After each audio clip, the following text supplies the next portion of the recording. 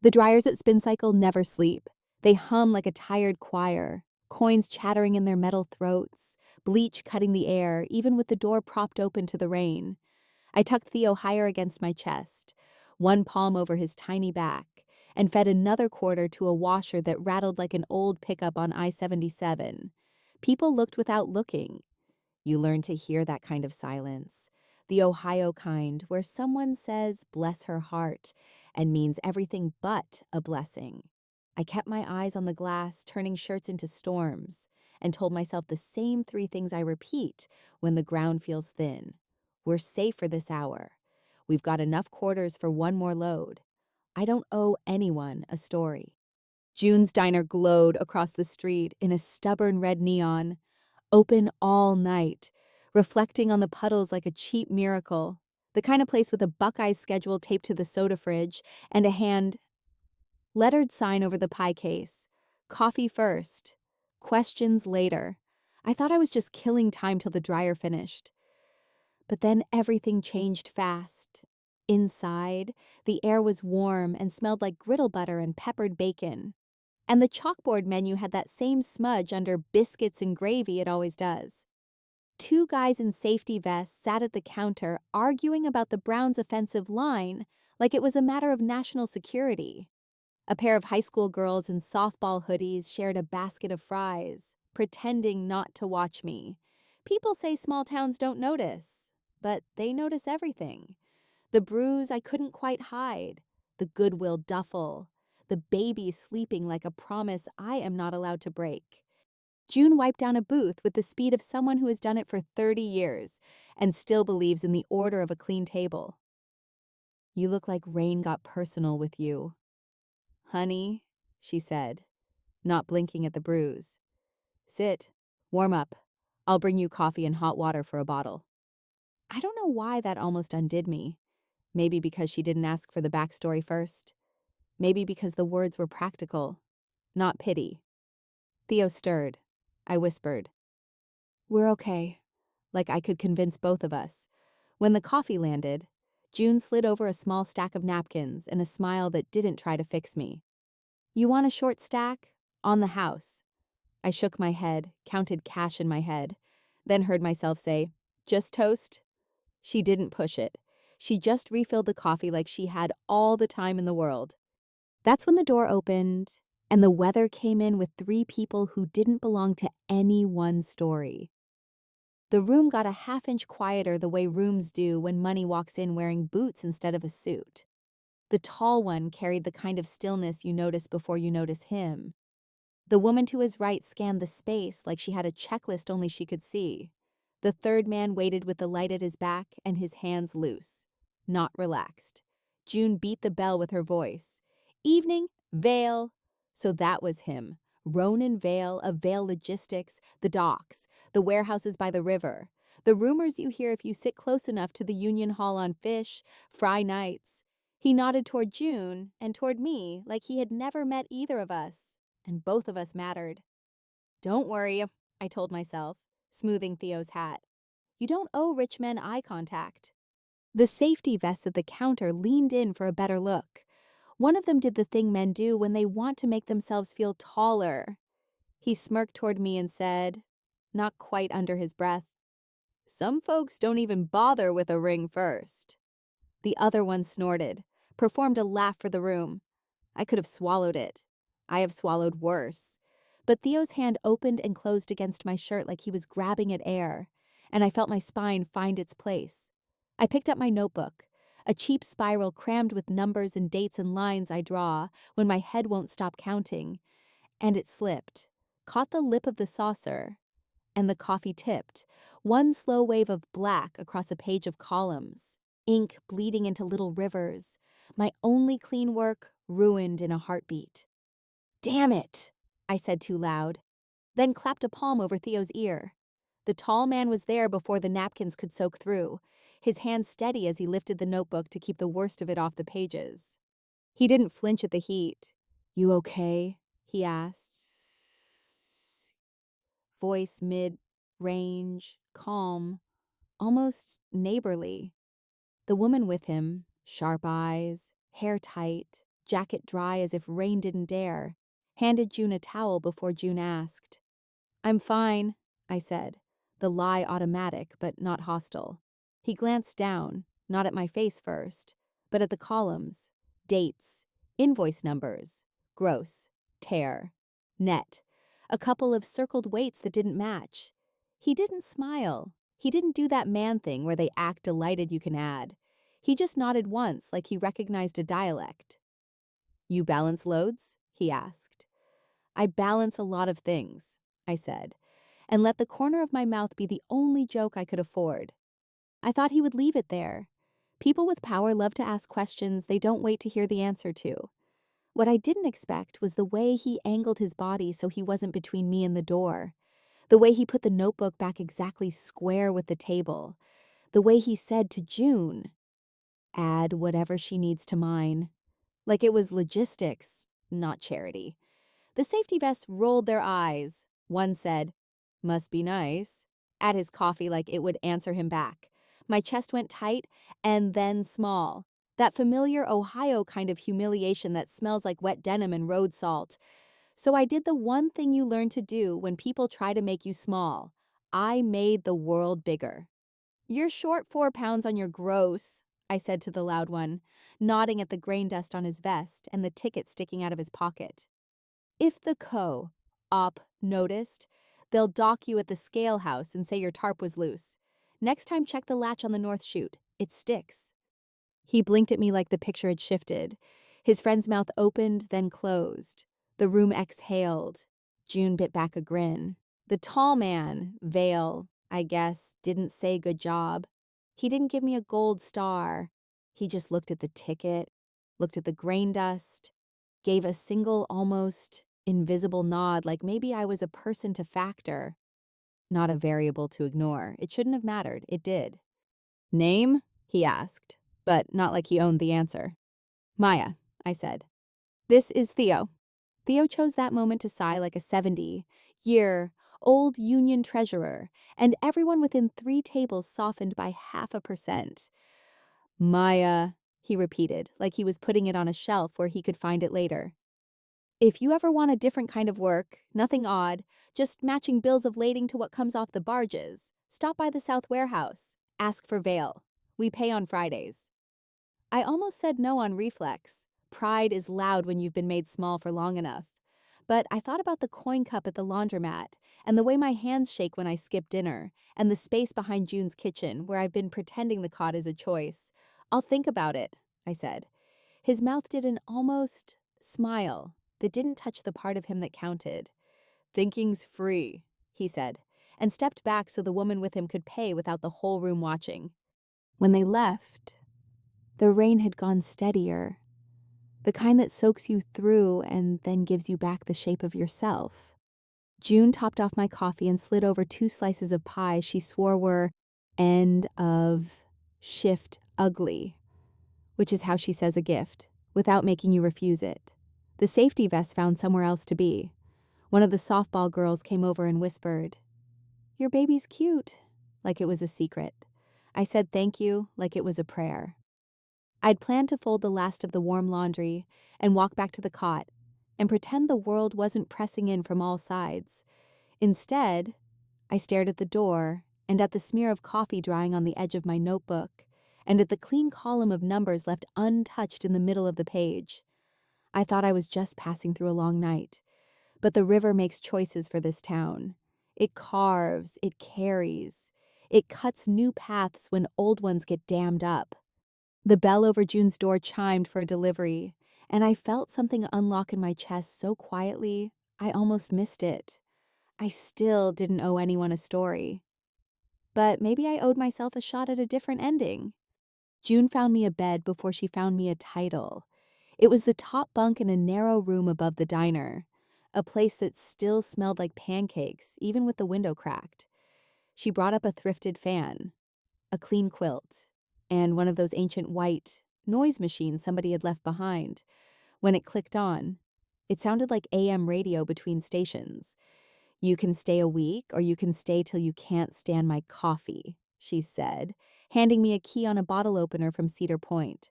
I wanted to argue. to earn it first. But Theo yawned like a tiny bear cub, and that was that. I made a bottle with the hot water from her tea kettle, tucked him in the laundry basket lined with a towel, and wrote out a budget on the back of an old vendor invoice: diapers, formula, bus pass, quarters, maybe a pair of socks without holes if Kroger had a sale. When you've been told you're too much to carry, it's a special kind of quiet to realize you can still carry yourself. I took Vale up on the warehouse work because thinking about it didn't pay the bills. South Warehouse sat along the river where the fog comes in low and the gulls pretend they're hawks. It was a patchwork of steel and new siding, forklifts chirping their reverse alarms like the world's most annoying birds, men in neon vests and women in hoodies with their hair twisted up under ball caps. The office was a glass box that looked down on it all. Inside, a crooked Ohio map, a corkboard with shift swaps pinned at odd angles, and a faint smell like copier toner and raincoats. The woman from the diner, the one with the tight bun and the scanner eyes, met me at the door. "Maya Santos," she said, offering a hand I almost missed because I was juggling Theo's diaper bag and a legal pad. "Security, I don't babysit. I build lanes. If anyone bothers you, they will regret their calendar choices." I believed her.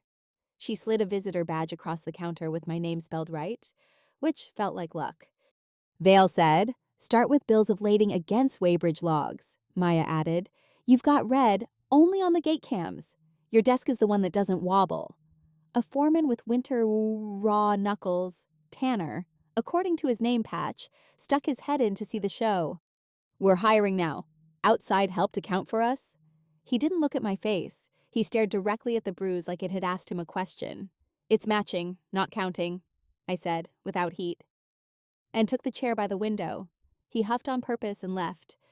Here's the part people think is boring until it saves their job. Numbers tell on you if you make them.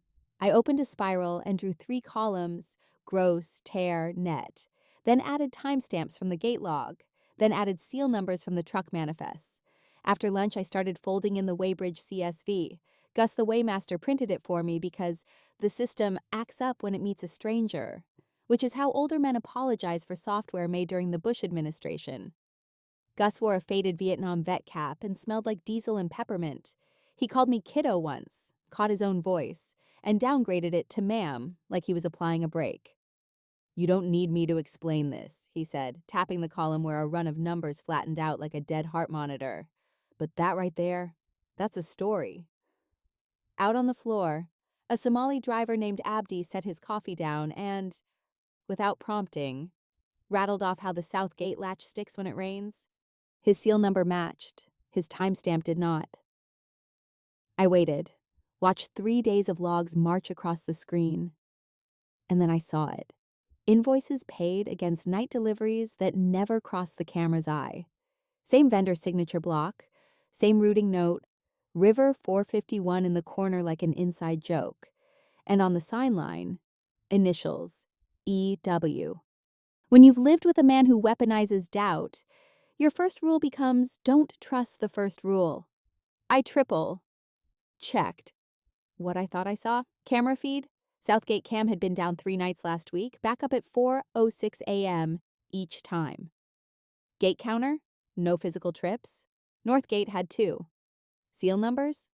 Duplicated across dates with the last digit flipped like somebody thought that was clever. Payment? The ACHs landed at 8:17 a.m. the next morning, earlier than any honest reconciler would push them. Tanner swung by my desk with that performative stretch men do when they want to take up more air. "You getting all settled, math girl?" I let it roll past. "What do you do with tear?" I asked instead, leaning forward like a student. He grinned slow, like a cat that thought it heard a can opener. "We got standard pallet tear baked in, sweetheart." "And what about the shrink?" I asked. The grin lost half a tooth.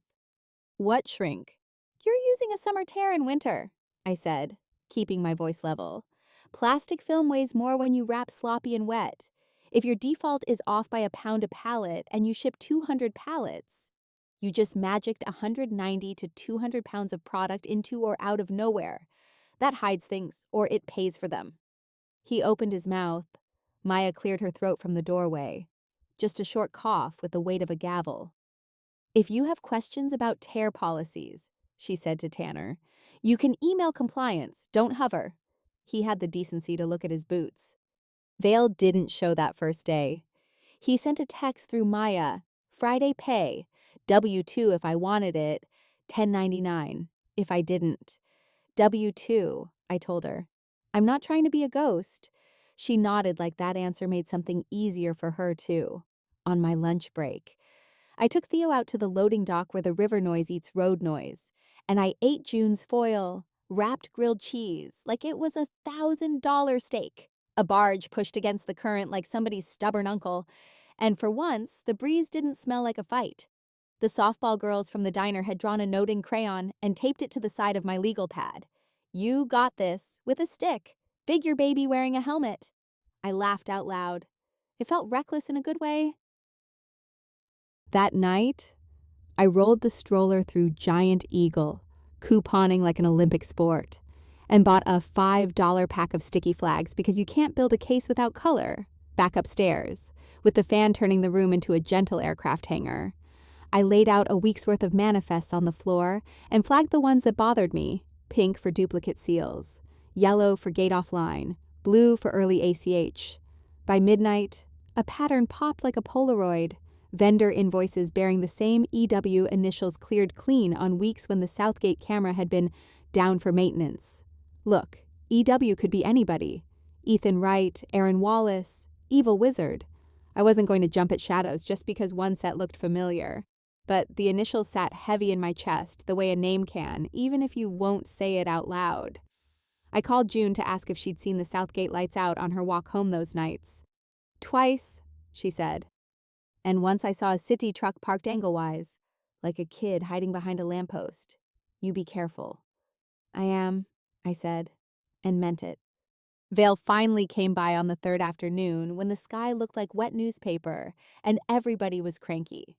He didn't act like a king doing rounds. He leaned against the doorframe, saw the flags, and didn't joke about arts and crafts. "You build this?" he asked. "Not from scratch," I said.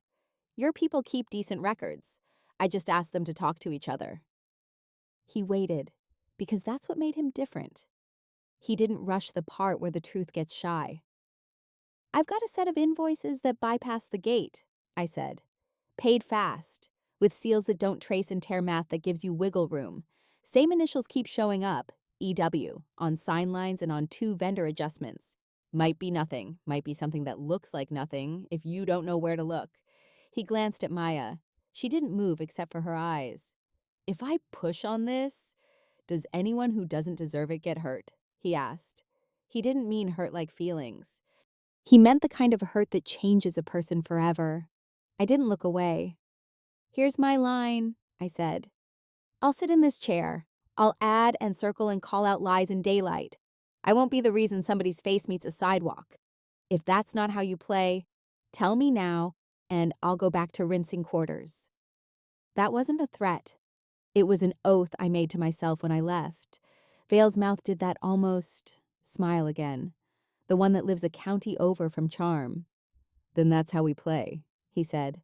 "No broken bones on your account. No accidents. We do this boring, which is the most dangerous way to do it because it sticks." On my way out that evening, Gus stopped me by the weighbridge and pressed a folded photo into my palm, an old shot of the Southgate camera casing with a hairline crack like a smile. "Took that before they fixed it," he said. "Nobody asked for my opinion then. Maybe you're the someone who does." Unexpected help is a specific kind of grace. It doesn't erase the bruise or the history, but it plants a flag in the ground that says, "You are not crazy for seeing what you see." I walked back along the river with Theo kicking at the blanket and the gulls screaming like they were preaching. I thought I was just the math girl in the glass box for a couple weeks' pay. But then the initials on a piece of paper can turn into a face, and the face can turn into a history. And history loves to repeat itself if you don't write it down in permanent ink. I put the photo in my notebook, under the page with the cleanest columns, and whispered to the river like it could carry a message. "I'm not here to make anyone bleed. I'm here to prove what they did and to keep my kid fed. in that order. And if EW turns out to be who I think, well, then we'll see how patient math can be. I didn't sleep the night before the Harbor Commission hearing. Theo slept like babies do when the world is too big to care about their plans, mouth open, fist by his cheek. And I lay there on the top bunk listening to the diner's hood fan hum and the early semis climb the bridge like tired elephants. I kept running the numbers in my head: gross, tear, net, gate offline windows, the 3 ACHs that hit at 8:17 a.m. like church bells. You can tell yourself you're ready, that truth is clean and math is neutral. But hearings aren't about math. They're about people. And people bring pride and gossip and the way a room decides it knows you before you speak. June handed me a travel mug and a pack of peanut butter crackers, like a mom who's raised 3 welders and a nurse, squeezed my shoulder, and said, 3 minutes is all some men get to prove they haven't got it. Then she laughed at her own joke to loosen me up. Maya walked me to the Civic Center like a shadow that had done push-ups, no pep talk.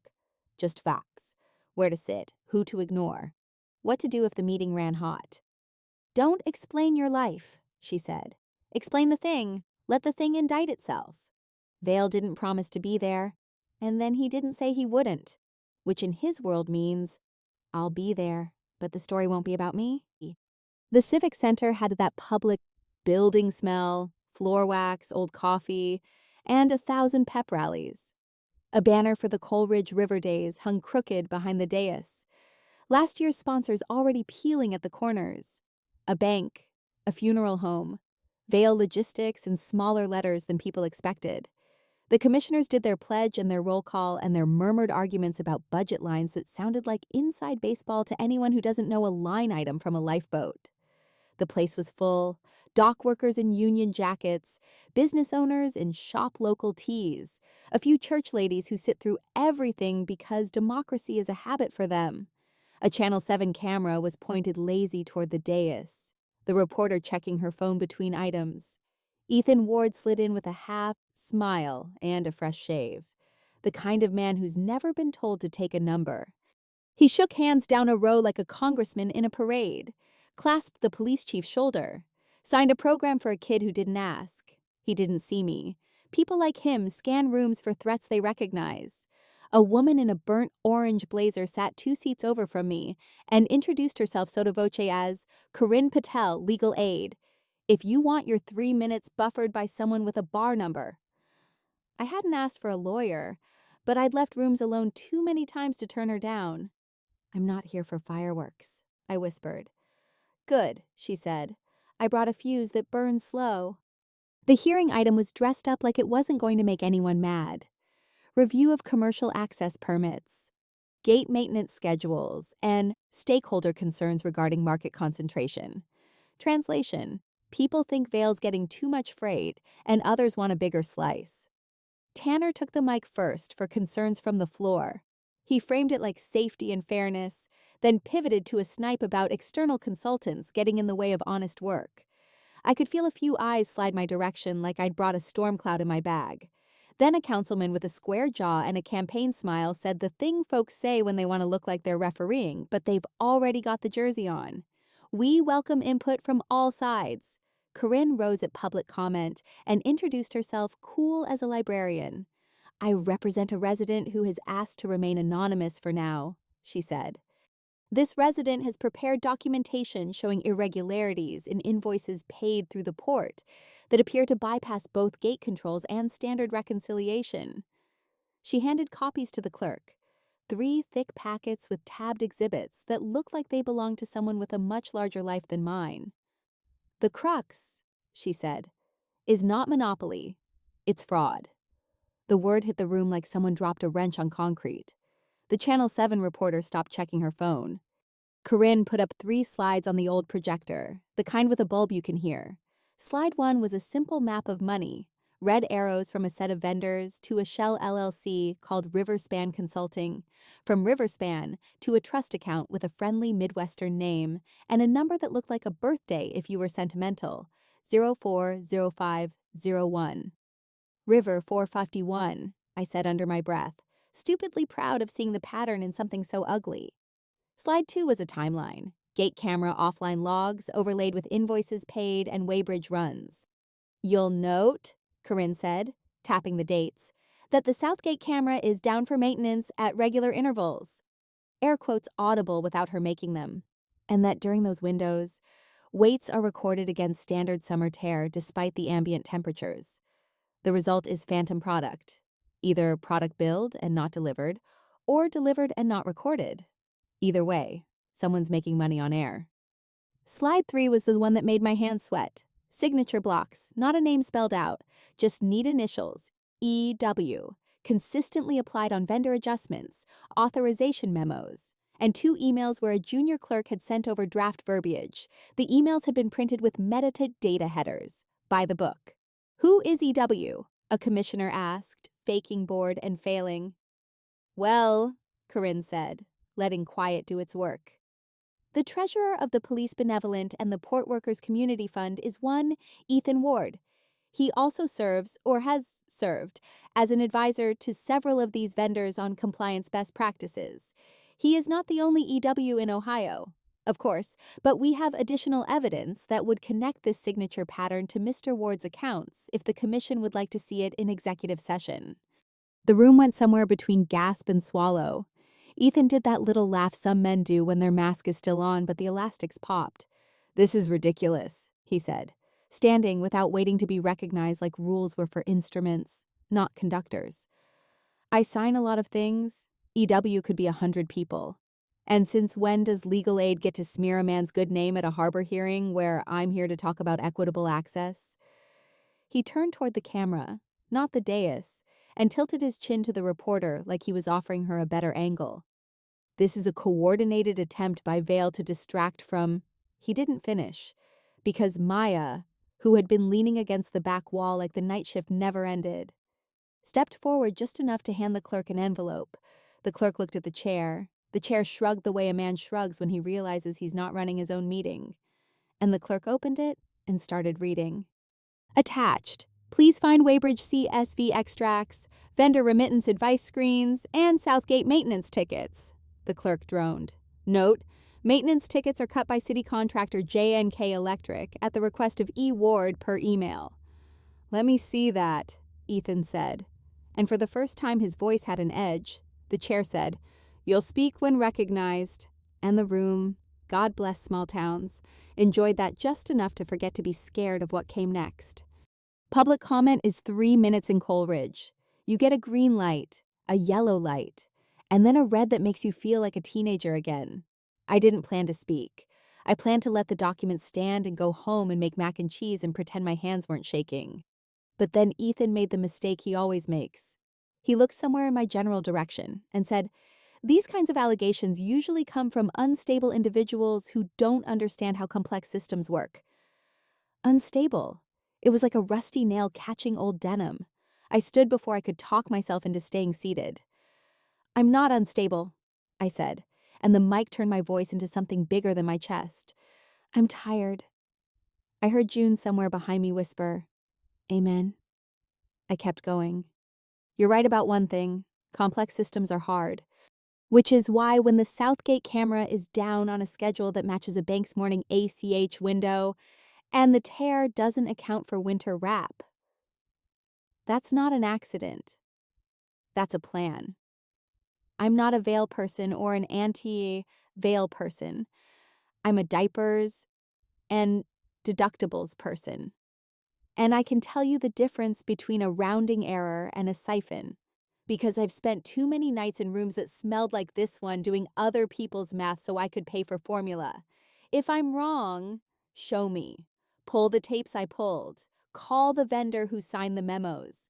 Bring in the city contractor and ask why his maintenance ticket times line up with private email requests. If I'm right, then stop calling women unstable when what you mean is inconvenient." It didn't feel like courage.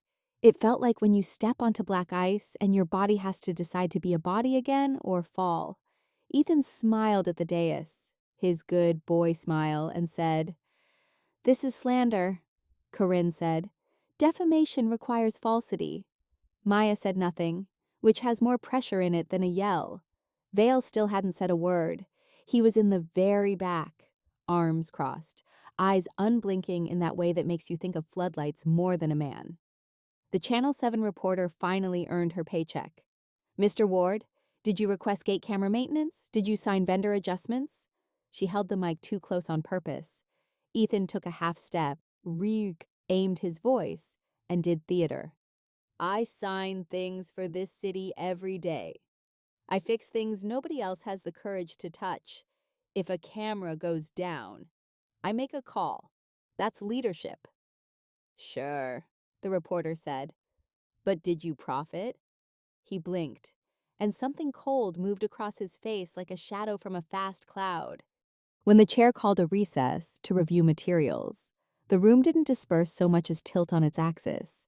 Dock workers who'd come to gripe about loading times suddenly found the ceiling interesting. A city clerk whispered to another city clerk in a way that said, "We knew pieces. We didn't know it connected like this." Tanner brushed past my elbow with a muttered, "Math girl." But there wasn't heat in it anymore, just confusion, like he'd brought a bat to a chess match and didn't know where to put it down. I checked my phone, because that's what you do when every nerve is a live wire. You pretend someone texted you a normal question. There was a message I didn't want but knew by heart anyway. A photo of me in the diner parking lot last week. Theo's hat crooked, my hand tucked under his bottom, my mouth in mid-sentence, no words from the sender. Then one line, "I'll find our family." My breakfast lurched. People talk about fight or flight like they're the only two-station Ians. There's also freeze and there's file. I forwarded the text to Maya, to Corinne, to a number Vale had given me on a plain white card, like a locksmith's. Maya's reply came first. Already on it. Corinne's came next. Document, don't respond. Vale didn't reply. But he didn't have to. The Channel 7 camera swung back toward the dais, and I saw him take one quiet step closer, like an eclipse you don't notice until the light changes on your skin. The chair banged the gavel. "We're referring the materials to the county prosecutor and the state auditor," he said, voice trying to feel like law. "We'll also be requesting an independent review of gate maintenance protocols." He looked like a man who'd opened a closet and found a bear. "In the meantime, all camera maintenance requires dual authorization and recorded justification." That's bureaucracy for someone just lost their favorite screwdriver. Ethan tried to speak again, tried to shift it back to access and competition and Vale's alleged sins, and the chair cut his mic, not politely. The reporter smiled a predator's small legal smile. The room didn't cheer. This isn't a movie, but something in it reset.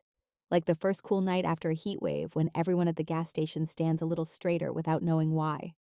Outside, the Civic Center steps smelled like cigarettes and relief. June pressed an oatmeal cookie into my hand like I was 12 and had just aced a spelling bee. "You didn't faint," she said proudly, and I laughed hard enough to feel it in my ribs. Corinne promised to file the formal complaint by morning. Maya walked a slow perimeter, eyes on the street. Posture casual because she knows casual makes wolves show themselves. Ethan stood by the curb pretending to talk to someone important on his phone, while no one important answered. When his eyes finally landed on me, there it was. The same look I've seen on men in bars, who just realized the bartender isn't going to comp their tab. His smile was a line cut with a knife. He tapped 2 fingers to his heart like a charm he didn't earn. Then he climbed into a city SUV and slammed the door too hard, like a child who will break the toy rather than share it. I wanted that moment to feel like victory. It didn't. It felt like an alarm turning off in one room, while a different alarm started in another. Vale stopped 3 steps away, not crowding, not owning. "You did the hard part," he said, voice normal like we were at the grocery store, and I had just picked the right brand of cereal. "No," I said. "The hard part is waking up tomorrow and doing diapers and invoices like I didn't just paint a target on my back." He nodded, accepting the part where I wasn't asking him to fix it with a phone call I didn't want to know about. "We'll keep it boring," he said. "Boring wins." Maya slipped me a small, cheap pen with a tiny lens near the clip. "Push once if you feel your throat close," she said.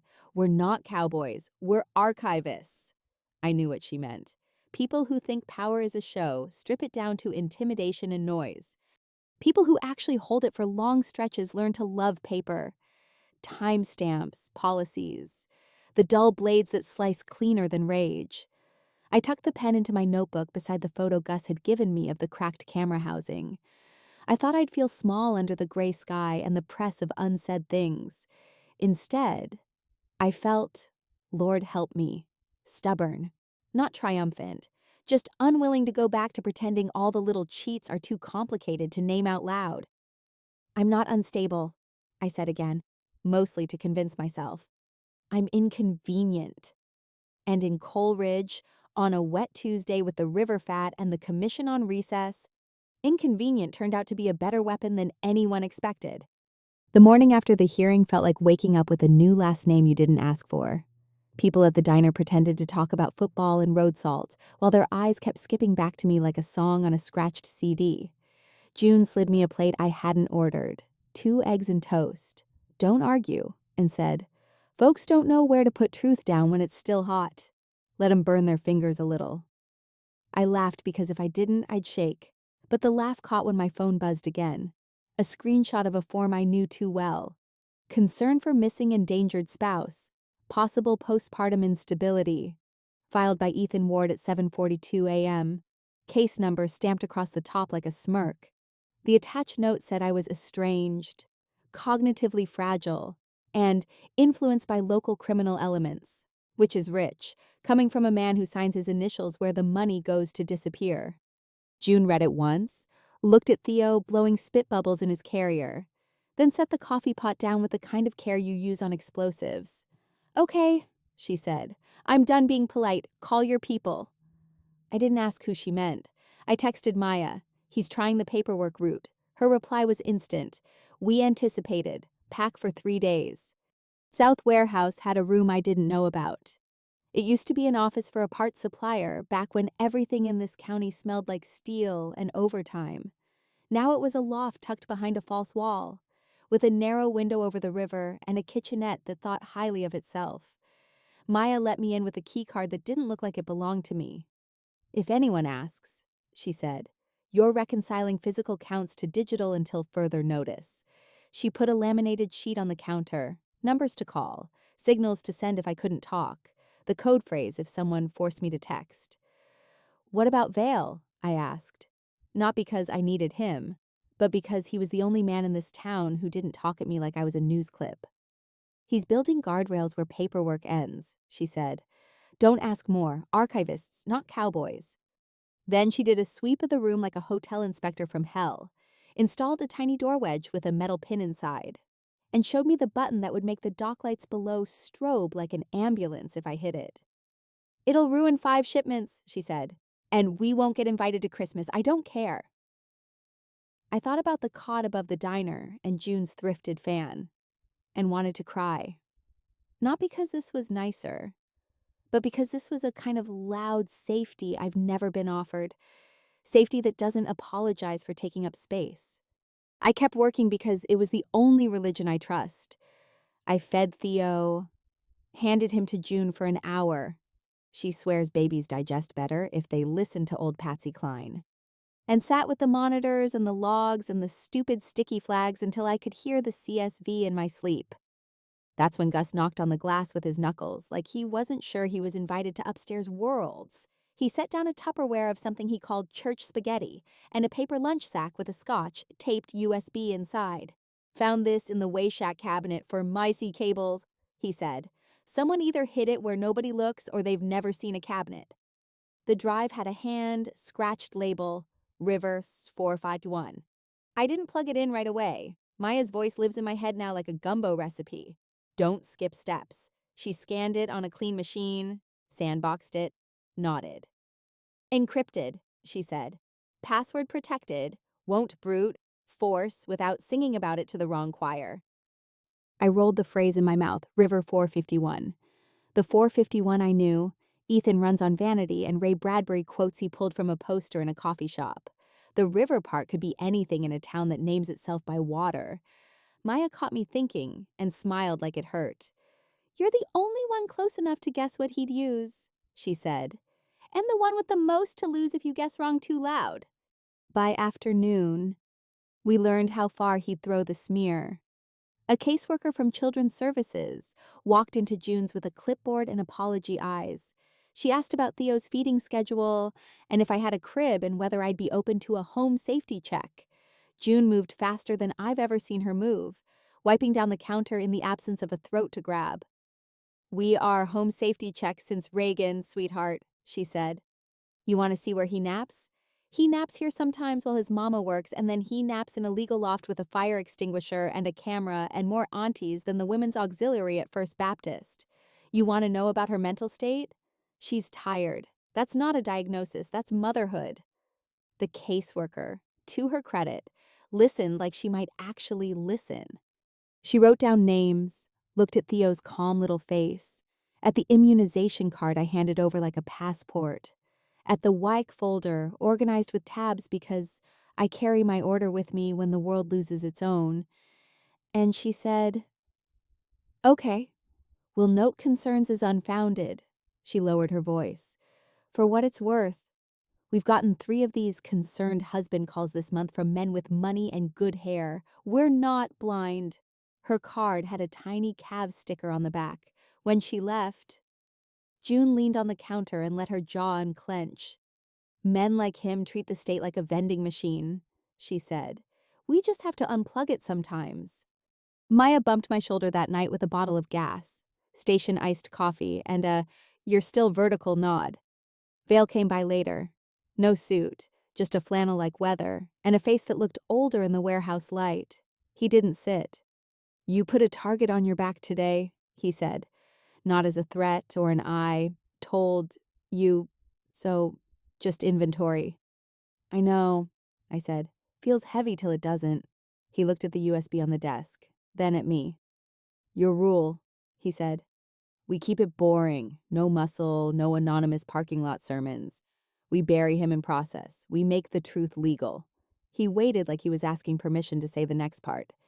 "And we move you from the diner to here until the lies run out of places to file." I nodded. "I'll miss the pancakes," I said, "because jokes are the last thing that makes you feel like yourself." He huffed a laugh he didn't plan, then got serious again.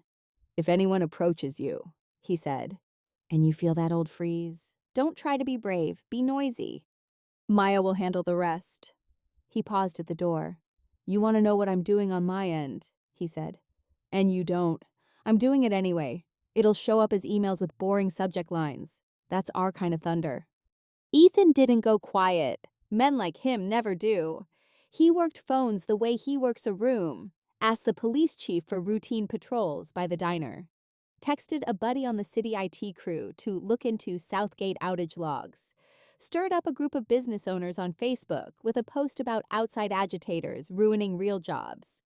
Tanner wrote something dumb under it and then deleted it, which is how you know he has a conscience under the bluster.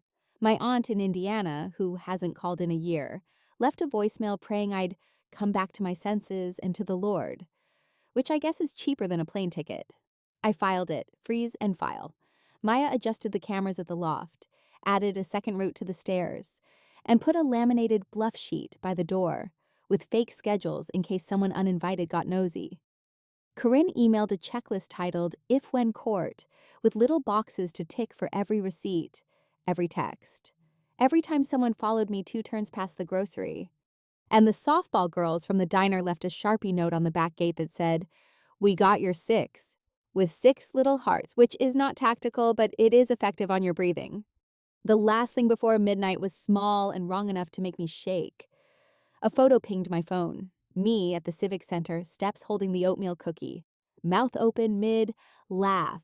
Theo hat crooked like always. The caption said, "I miss our family. Let's meet. Just talk." There's a tenderness some men use like a crowbar. I almost texted back something equally tender and equally fake. Instead, I forwarded it to Maya, to Corinne, to Vale's plain white number, and saved it in a folder called WardCom, because naming things is how I make them less scary. Then I laid the USB on the table, turned it so the label faced me, and said out loud like an idiot, What would you pick? Ethan. He's not unique.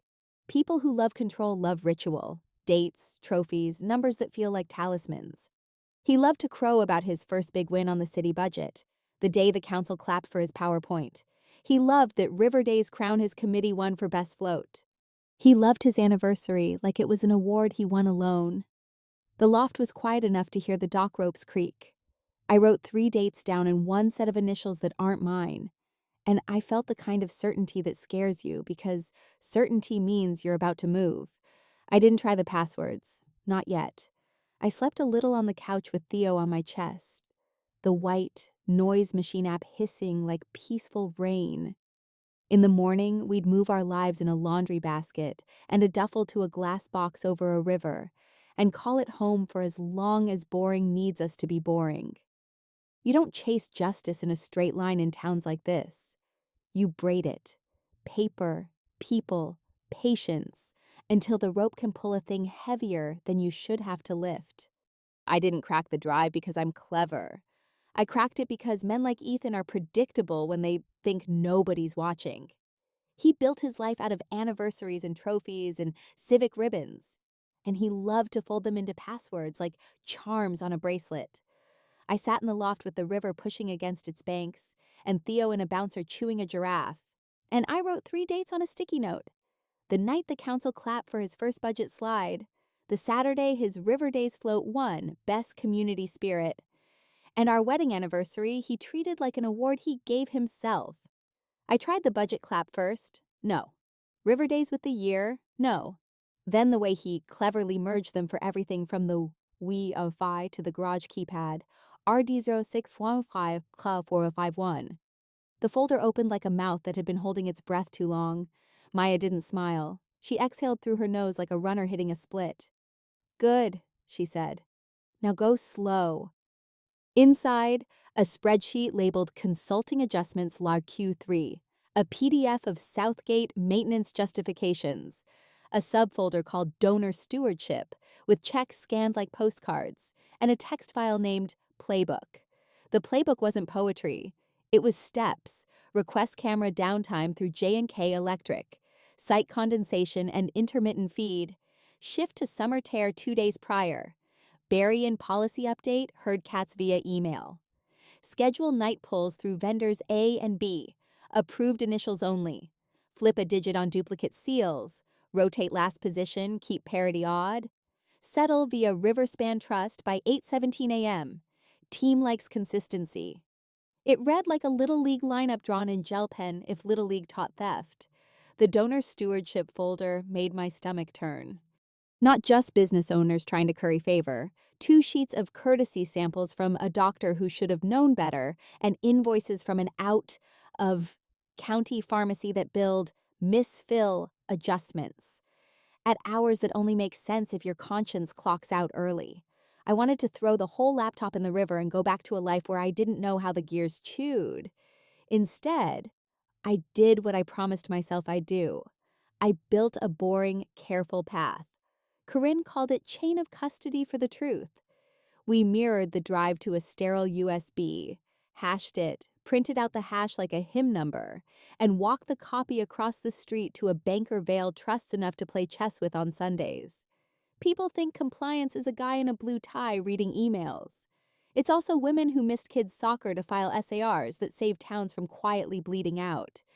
The banker, Ms. Briggs, with a cardigan the color of a good bruise, didn't blink at the screenshots.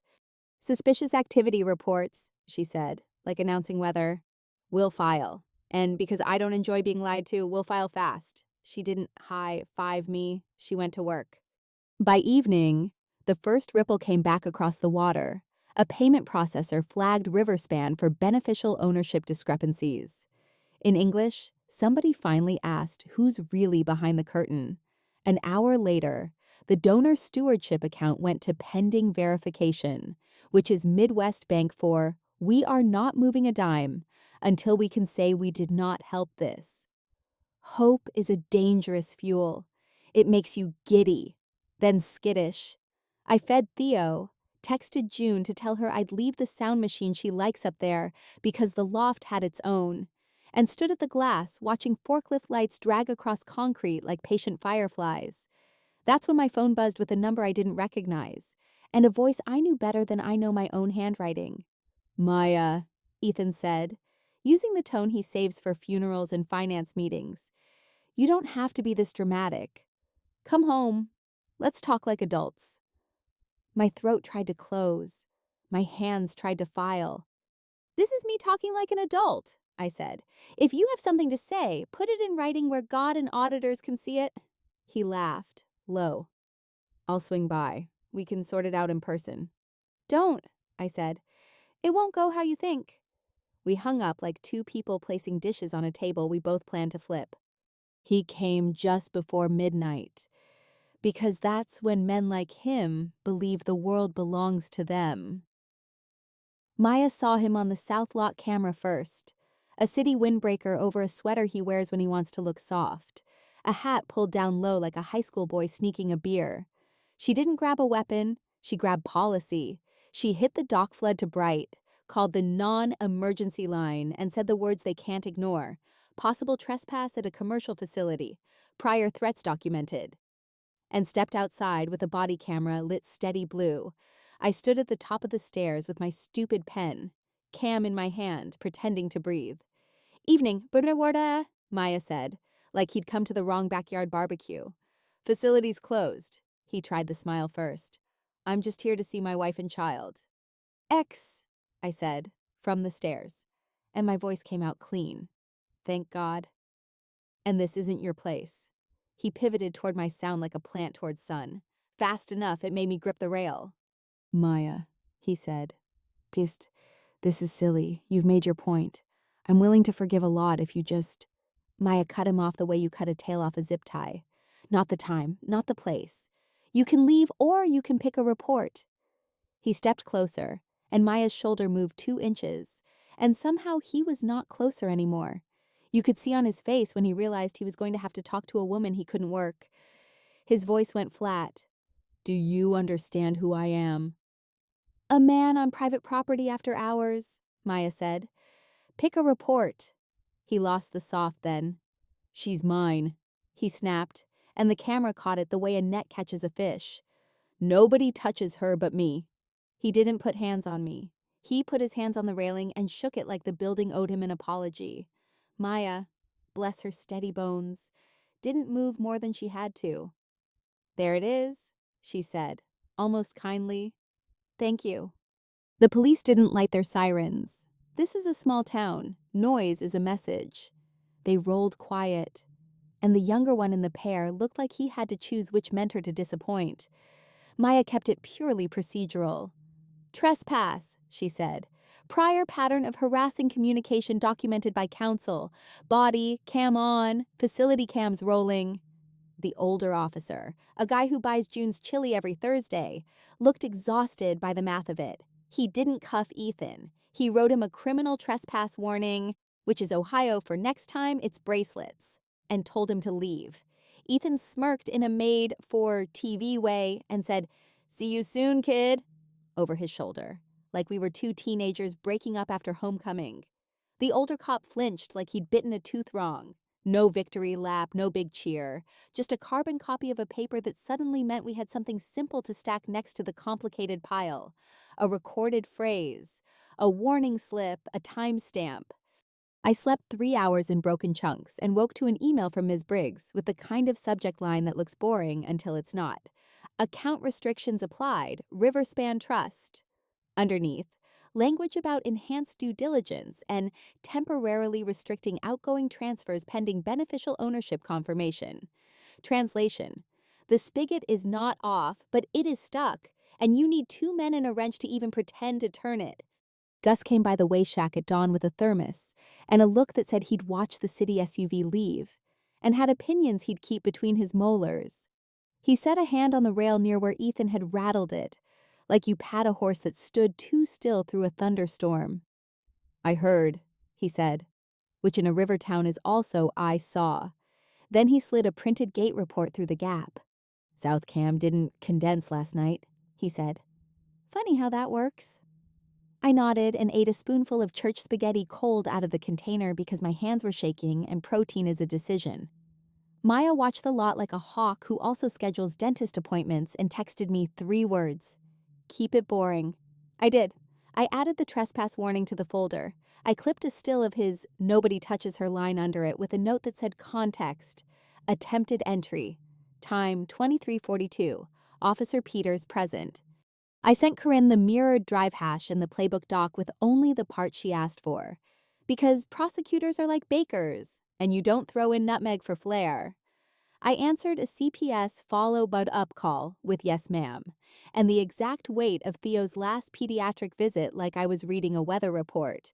And I held the fact that a processor somewhere had hit pause on Ethan's favorite toy like a small hot stone in my pocket.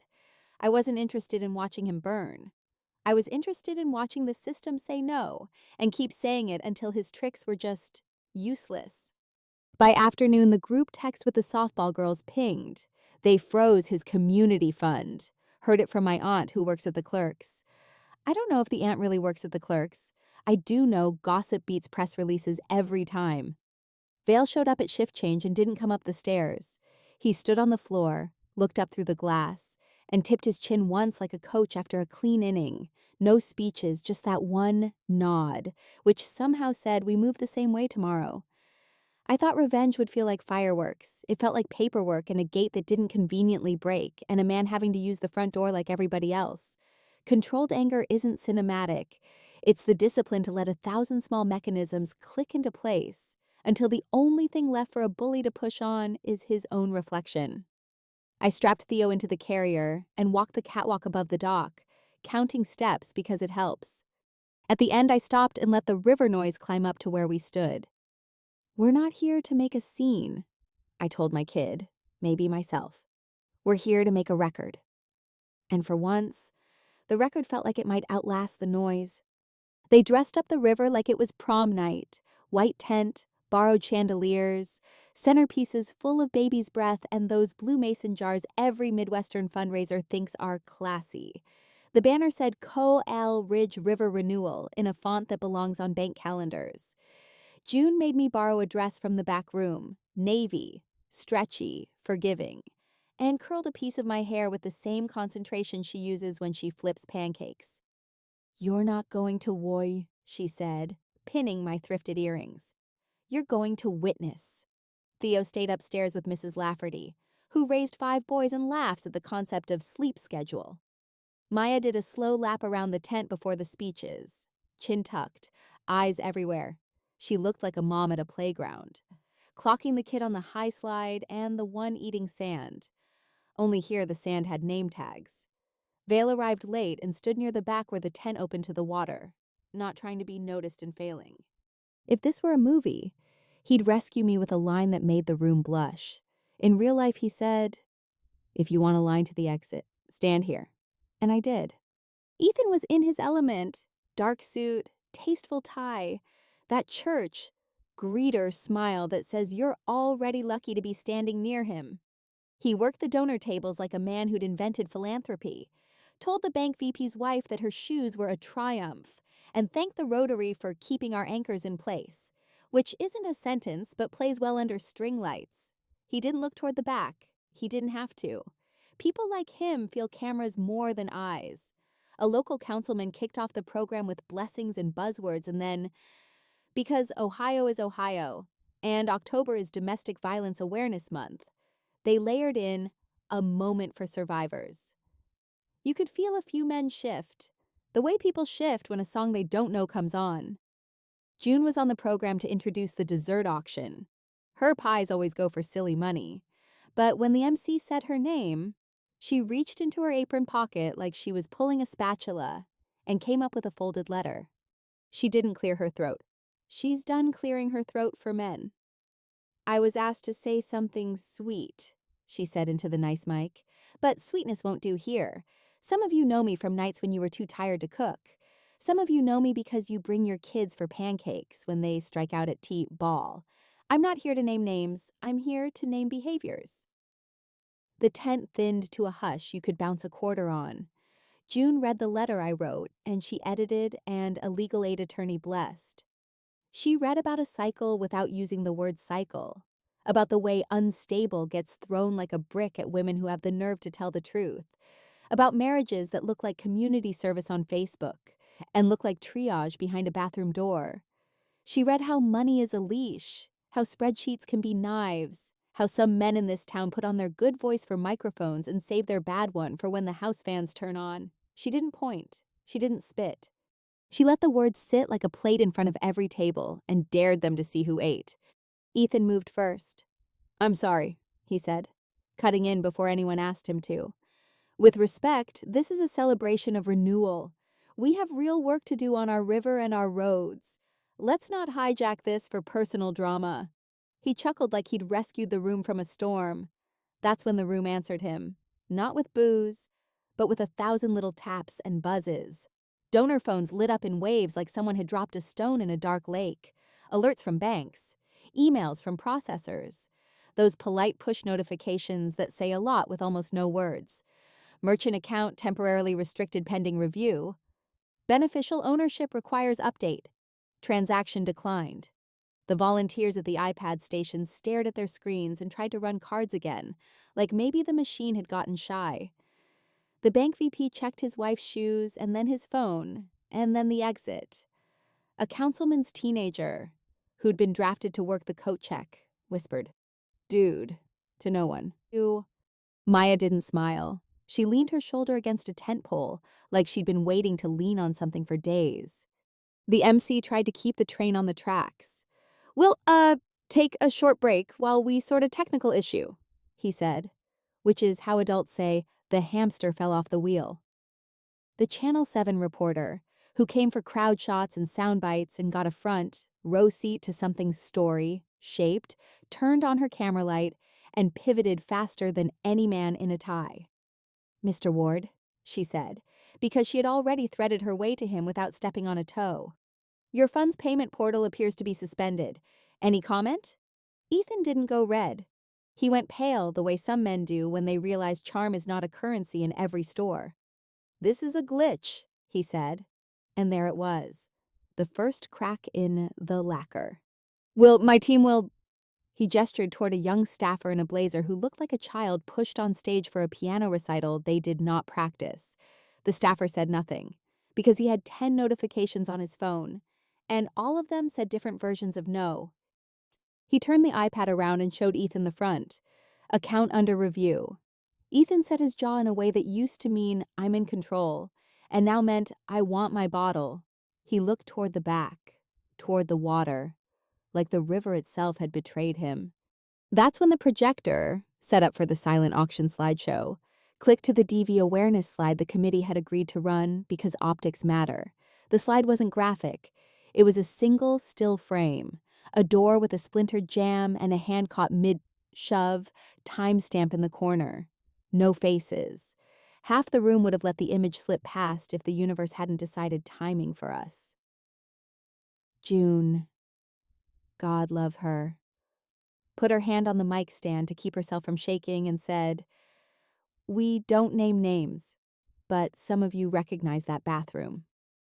There are sounds you can't describe until you hear them. The sound of 100 people deciding they can't unknow a thing is one. Someone in back dropped a fork. Someone else said, 'Oh,' like a prayer.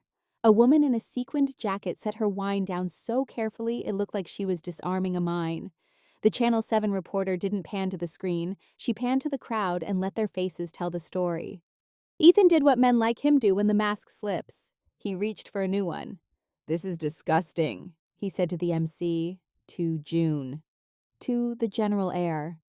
"To exploit whatever that is for politics? For Vale's benefit?" He jabbed a finger in a direction that was more feeling than geometry. "This isn't about me. This is about a monopoly strangling a town." He smiled for the camera, but his eyes didn't get the memo. "And we're going to fix it." He held his hands out like he expected applause, and instead got phones. Corinne, my legal aid angel, stepped out from the edge of the tent with the walk of a woman who has spent a decade watching men try to outrun paper. "No one is exploiting anything. she said. So calm, it cut. The slide is part of an awareness campaign this 10 approved by email last Tuesday at 2:11 p.m.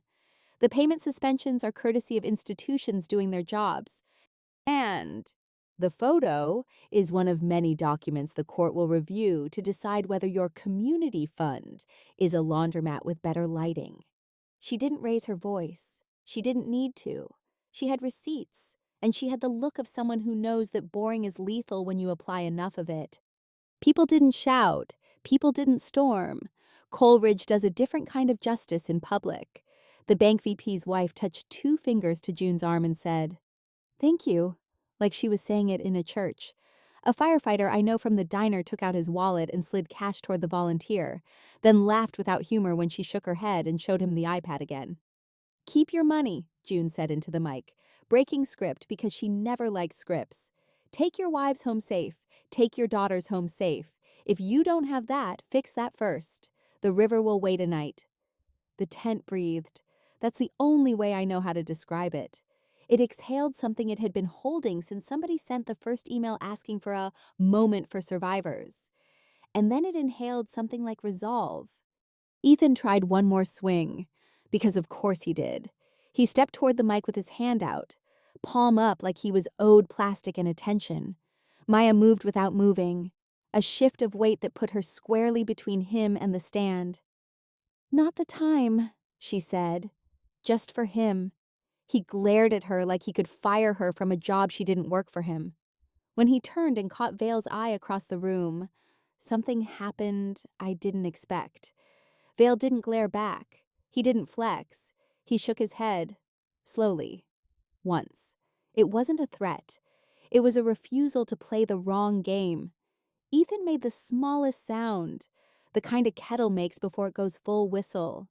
And he walked. Not a victory walk, a man discovering he can't walk through walls. After, there wasn't a debrief, because debriefs are for teams whose plan went to plan. We stood by the water's black edge with the tent behind us, still full of soft talking and abandoned centerpieces. June squeezed my hand once, hard. "Your words did that," she said. "Our words," I corrected, because I'm trying to relearn plural. The Channel 7 reporter asked me for a quote and I said, "Boring wins," which is not TV, but it's true. Maya passed me a go box. Someone had wrapped 2 slices of cake like love letters. "You did good," she said, in the way some people say, "You're safe." And I realized my shoulders had been up around my ears for an hour. I don't know what Vale said to the bank VP or if he said anything at all. I do know that when he walked me to the curb, he didn't touch my back to guide me. He let me set the pace, which is a tiny thing that feels like a door set back on its hinges. On the ride back to the loft, with Theo snoring tiny bear snores and the city's 3 traffic lights doing their best to pretend it's a skyline, I expected triumph. I got something better. I got quiet. Not the kind I used to live in, where quiet meant I was waiting for a floorboard to creak. A good quiet, the kind that comes after a room stops pretending. The mask didn't shatter with a bang. It slid off and clattered on the auction table next to a basket of scented candles and a gift card for a haircut. People saw what they saw. Their phones told them what the bank had to. A letter got read. A picture found a screen. No one ran. No one bled. That's a win in my book. And if it stung, let it sting. Some truth should. I thought the night of the gala would buy us a week of quiet. It bought us maybe 12 hours. The next evening I took the Civic out, because the loft felt like a fishbowl, and Theo needed a drive to nap.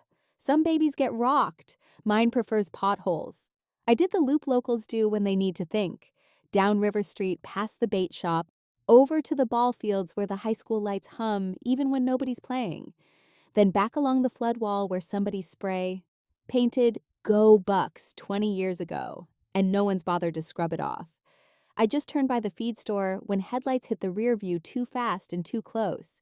My chest did that old squeeze. My hands stayed where Maya's voice keeps them. 10 and 2. Breathe. Signal. Witness. The SUV tucked itself onto my bumper like a shadow with a grudge. I tapped my brakes just enough to flash, slid into the right lane to let him pass. He didn't. He swung out like he would, then swung back in so close I felt the air change. You don't expect impact. Your brain makes 100 excuses for other people's bad choices before it says the word. He bumped me. Tiny. Mean. A dog snapping at a heel. Theo's head twitched, and that made the world go small. I put on my signal and eased toward the shell lot. He fishtailed to block me. Too fast. Too sure. And his front quarter kissed my front quarter. And the sound is something my ribs will remember longer than my ears. The airbags didn't blow. The Civic hiccuped to a stop at a crooked angle, and my hands were already doing what they do now without me. Hazards on, 911, location. Voice flat like a weather report. Blue SUV, male driver, possible in talks. I hit the pen. Cam clip in my pocket the way a Catholic hits a rosary. Theo let out a single indignant squawk and then went quiet, which was worse. He got out of the SUV like a hero in the wrong movie. Shoulders squared, windbreaker flapping, doing that open-handed gesture men do when they're about to lie. Maya, he said, voice too calm. This is silly. You cut me off. I just wanted to make sure you were safe. I stayed in the car. Maya drilled that into me till it lives in my bones. Do not step into his version of the scene. The shell cashier stepped outside, took one look, and held up his phone like a little torch. 2 other cars slowed. A teenage girl in a hoodie mouthed, "You okay?" through her window. Ethan saw the audience and turned his performance up. You could have hurt the baby, he said, loud enough for the lot, like he hadn't just pushed a car containing the baby he claimed to miss. He put a hand on my door handle like muscle memory. The lock refused him. I didn't say his name. I said, "Sir, step away from the vehicle," because that's what they tell you to say when you want the tape to have the right soundtrack. The first cruiser rolled up fast, no lights, and the second one crept like it wanted to hear the scene before it changed it. Officer Peters, Thursday chilly, 30 years of Coleridge in his walk, took one look at my bumper and then at Ethan's face and sighed in a way that wasn't about me. The younger cop's hand hovered near his radio like a hummingbird. "Everyone stay put," Peter said. And then he did the most Ohio thing. He asked me if Theo was buckled right. I said, "Yes, sir." And my mouth shook, and my hands didn't. Ethan launched into a soliloquy about reckless women, about outside influences, about kidnapping, about how I was spiraling. Peters held up a palm like a dad. "Mr. Ward," he said, "step back to your vehicle." "She's my wife," he snapped. I said, not loud, very clear. "And you hit my car." Maya arrived like a checkmate you forgot was on the board. She didn't run. She didn't break a sweat. She parked where the dash cam could eat the scene and walked over with her body camera glowing like a tiny planet. "Evening," she said. "We'll need to preserve lot footage. Cameras on pump 3. She crouched to Theo's window and asked him about his day like men weren't trying to set fire to it. Then stood and handed Peters a zip bag with a copy of the trespass warning from 2 nights earlier. "And, officer," she added, "for your report, the pen camera has been rolling since first contact. She remained in the vehicle. He approached twice." Peters nodded like a man grateful someone else brought a notebook. There's a moment in these scenes when the person who thinks they own the room realizes the room is rented. Ethan felt it hit him, and he reached for the last trick he knows. He softened. "Maya, please," he said. "Not for me. For everyone. I just want you home." It wasn't a shout. It was worse. It was the voice he used to order sympathy like coffee. The teenager in the hoodie flinched like she recognized it. The shell cashier said, "Nope," under his breath. The pen, Cam caught the sentence, and my own heart catching after. Maya didn't react except to tilt her head just slightly, like she was pinning the words to a corkboard. I thought Vale would come roaring in on a white horse. He didn't. He pulled up in a work truck with a magnet on the door like anybody's, climbed out, and stood back with his hands visible, jaw like winter. He didn't look at Ethan. He looked at me. You can tell when someone is asking a question without moving their mouth. Mine was, "How far are you going to go for me?" His was, "How far do you want me to go?" It is a terrible power, To be able to point a man like him at a problem. It is an even worse one to want to. I pictured Theo's hand opening and closing on my shirt. I pictured every woman who ever told me not to go soft now. And then I pictured Maya's stupid little motto grinding in like a gear. Keep it boring. No, I said to nobody and everybody. Not like that. We do this lawful, we do this loud, we don't do this with bones. Something eased in Vale's shoulders. Not relief. Not disappointment. Agreement? He nodded once at Maya. She didn't need the nod. She was already there. She talked to Peters with the efficiency of two people who have both seen this movie and hate the sequel. We'll be seeking an ex parte civil protection order at County First Thing, she said. Statement, text, prior trespass, dash, pen, lot cams. We'll also be filing an aggravated menacing complaint for the pursuit and contact. You'll have a copy. Peters looked tired and grateful. The younger cop looked confused and grateful. Ethan looked like a man hearing a language he can't fake. The tow guy was Big Mike, which is either his legal name or prophecy. Brewer's hat pulled low, hands like lunch pails. He loaded the Civic, patted the fender where it crumpled like a soda can, and said to me, quiet enough to be kindness, "Good thing you stayed in. Men make you walk toward the story they wrote. Don't do that." I wanted to hug him and also sleep for a week. Vale offered me his truck key, and I didn't take it because pride is a dumb friend. I took Maya's instead. The courthouse in our county opens at 8:30 if you want to file against a man, and at 7:45 if you're there to pay a traffic ticket. We got there at 8:05 with a stroller and a binder that had more tabs than a high school marching band. And the clerk blinked once at the size of it, and then got to work. Corinne met us at the metal detector with a travel mug and that look legal aid lawyers get after 10 years of seeing the same hell, compassion with calluses. Ex parte CPO, she said. We'll ask for temporary custody, no contact, stay away radius, and surrender of firearms pending full hearing. She said it like she was ordering at Waffle House. We have the trespass warning, Maya said. We have the audio from last night. I just want her home. We have the pen and dash from both incidents. We have CPS notes of unfounded concerns. We have bank notices. We have the playbook excerpts that show motive. Corinne smiled like we had brought her a pie. Judges love motive when it's typed. We sat in a room that tries very hard not to be a courtroom. No flags, no seals, just a table and a tired plant. The magistrate listened like a person who had already decided 100 protection orders this year and also cared about everyone. When Ethan's name hit the air the way his name hits air, expensive, overconfident, something passed across her face and didn't stay. Corinne did the talking, precise, drawing a line from texts to trespass, to bump, to pursuit, to the sentence in the lot. Control to contact, she said. Contact to harm. The magistrate granted the ex parte order without theatrics.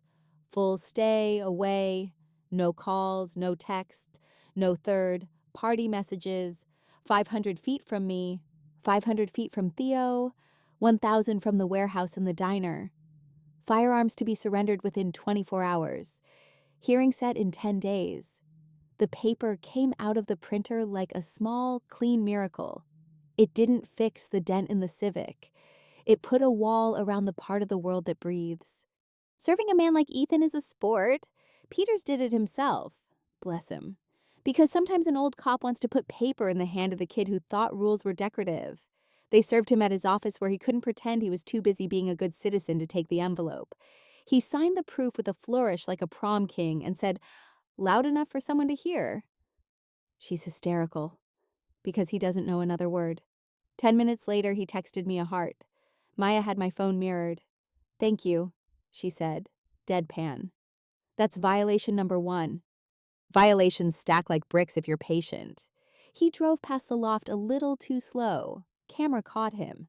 Violation 2. He sent his buddy from the city IT crew to check a signal on South Gate.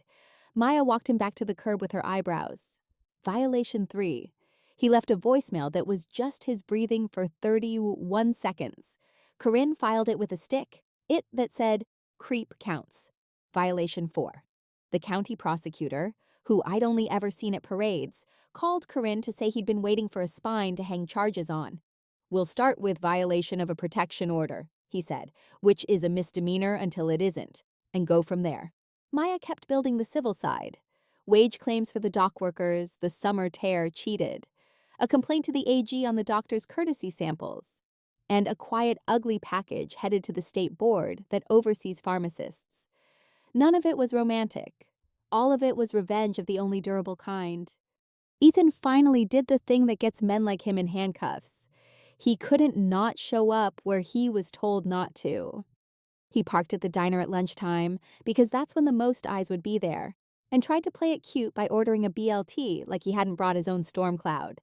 June looked him in the face the way a nurse looks at a needle, then dialed with one finger and kept plating fries. Peters rolled up, read the order to him like a bedtime story. And this time he didn't sigh. He clicked the cuffs like punctuation. Ethan said, "To the air more than to us." "I just wanted her home." And June, without ceremony, said, "She is home," and wiped the counter that already shone. I wish I could tell you I felt triumphant watching him go. I felt steadied. Like standing on a dock that doesn't wobble after weeks of water under your feet. Vale was there, not close enough to claim anything, close enough to be counted.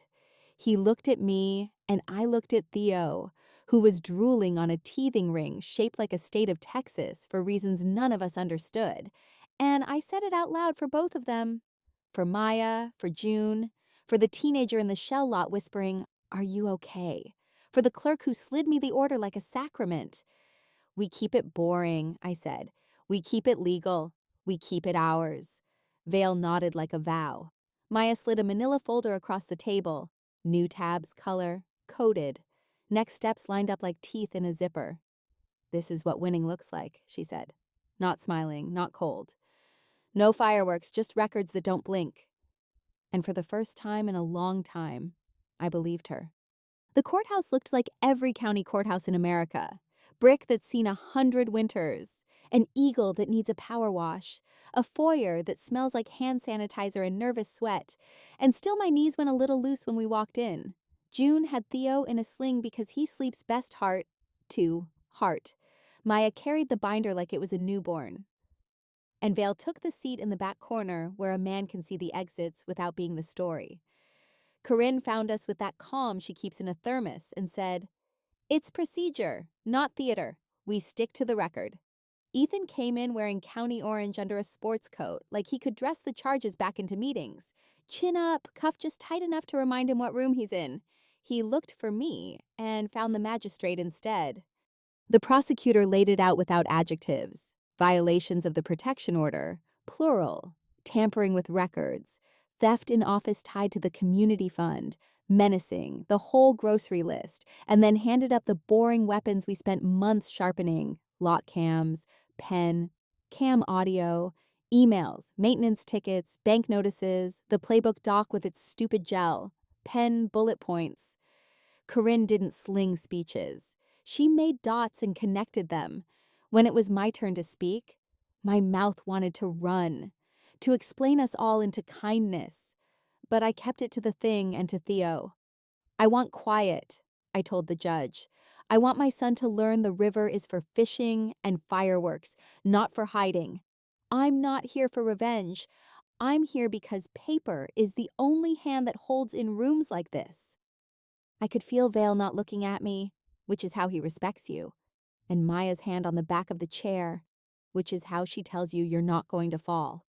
The judge didn't do a TV speech. She looked tired enough to have read this script 100 times and still found a way to make it matter. She talked about patterns and choices, and the gap between how men sound on microphones and how they act when the fans come on.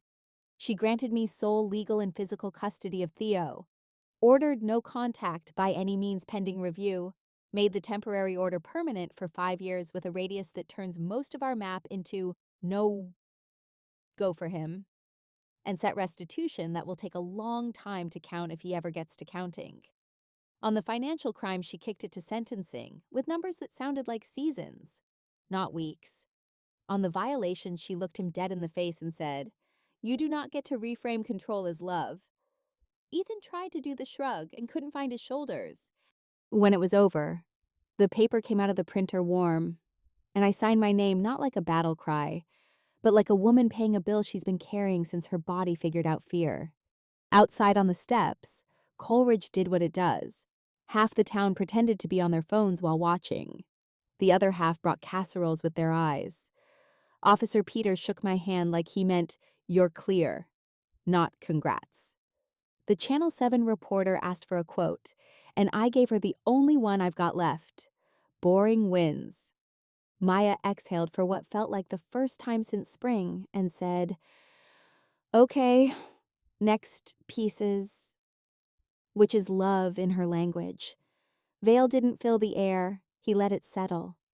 "Keys," he said finally, pulling two from his pocket on a plain ring. "One is the loft, one is a house on Mill Street. It's small, fence out back, bad wallpaper, good bones. Stay by the river or take the house. We'll cover whatever the court doesn't with you, not for you. Either way, nobody shows up without being invited. Not even me." He said it like he was handing me a steering wheel. Pride is a dumb friend, but so is fear. I took the Mill Street key because Theo needs a yard and I need a door that's mine. I put the second key, the loft, on a ribbon for June, because a woman should always have somewhere else to land, even when she thinks she won't need it. We moved on a Saturday with more hands than boxes. Gus brought a dolly and church spaghetti. Big Mike backed the tow truck up like a ballet. The softball girls carried plants and sang to Theo. Ms. Briggs from the bank walked in with a folder labeled "Boring Money Stuff" and a smile you give new homeowners who didn't get here the usual way. The house smelled like dust and lemon oil and second chance. Vale stayed outside until I waved him in, and even then he stopped on the threshold like you do at a church if you're not sure what you believe. "House rules," I said, because I've learned to put them on the table early. No surprise visits, no business on my porch. If I say no to dinner, it stays a no, and I don't owe a reason. You can hold Theo if he reaches for you. You hand him back the second I ask. No debate. He smiled. Not the kind that sells anything, the kind that rests. "Copy," he said. He hung a wind chime on the back hook where I can take it down if I hate the sound. I didn't think I'd like it.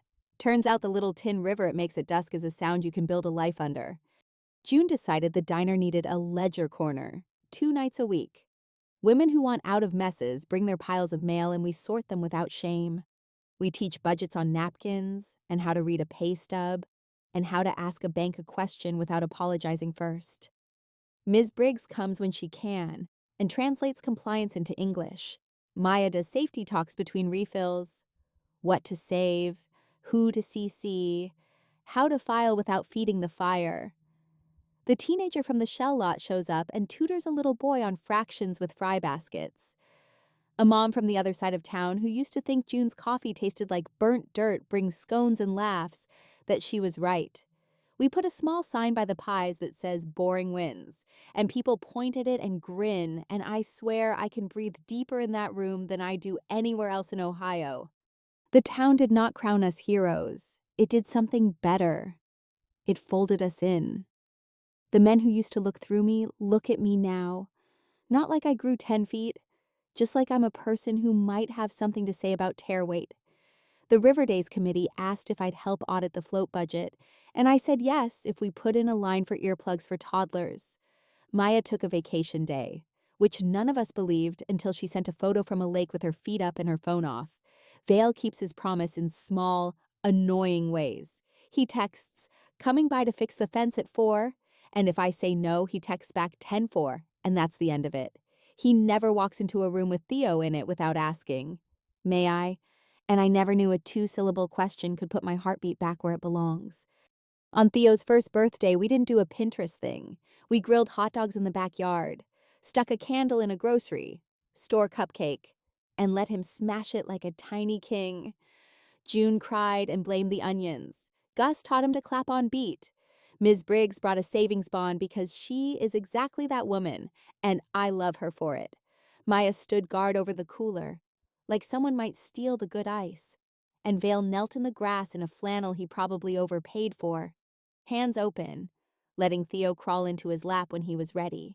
Later, when the fireflies came out and the wind chime did its river, Vale handed me an envelope the size of a bill. "Before you panic," he said. "It's a lease. Your name, month till you tell me different. No favors, rent at market. If you want to break it because you decide to move to Toledo or Mars, you don't owe me an explanation. You owe me a heads up so I don't send Maya to do a wellness check." I laughed. Then I cried, which is becoming a hobby. And I signed because I wanted the paper to say what my bones already knew. I stayed by choice. People ask me now, like there's a tidy bow I can hand them. If I ever regret stepping into a world with men like Vale in it, I tell them the truth. I regret the years I kept calling a cage a house. I regret that my son's first lullaby was white noise to drown out a door. I don't regret learning that protection without permission is just another kind of harm. We built something here that doesn't look like a fairy tale. It looks like a ledger with clean lines and a porch with a lock only I have, and a town that learned a new reflex, to reach for a phone that records instead of a story that excuses. If I ever forget how we got here, the wind chime and the file folders and the tiny dent on the Civic's new fender will remind me. And if someone wants a moral, I give them the only one that stuck. You can win a life with paper and patience and people who mean it. It's not flashy, it's not fast, but it's freedom, the boring kind, the kind that lasts.